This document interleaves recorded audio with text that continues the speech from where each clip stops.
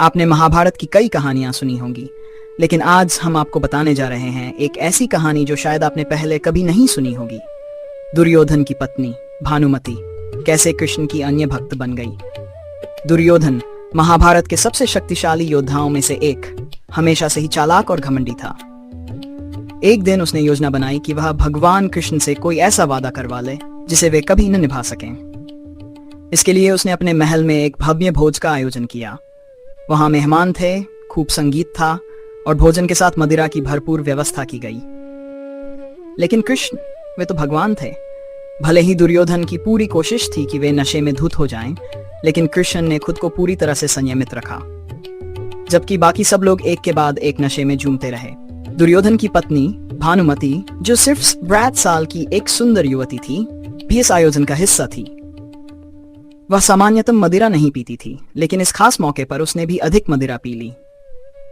जैसे जैसे समय बीतता गया, भानुमति पूरी तरह से मद में डूब गई।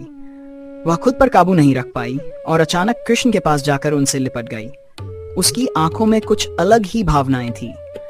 उसे शायद ये नहीं पता था कि वह क्या कर रही है, लेकिन कृष्ण समझ चुके थे कि स्थिति बेहद संवेदनशील हो चुकी है। कृष्ण, जो हमेशा से ही करुणा और विवेक के प्रतीक रहे हैं, तुरंत स्थिति को संभालने में जुट गए। उन्होंने बिना किसी शोर या दिखावे के भानुमति को एक शिशु की तरह गोद में उठाया और सीधे महल के अंदर गांधारी के कक्ष में लेकर चले गए। गांधारी, जो अंधी थी, सब कुछ समझ चुकी थी। कृष्ण ने भानुमति को गांधारी के हवाले कर दिया और शांतिपूर्वक वहां से चले गए। अगले दिन जब भानुमति ने होश संभाला और उसे सारी बातें याद आईं, वह शर्म और ग्लानि से भर गई।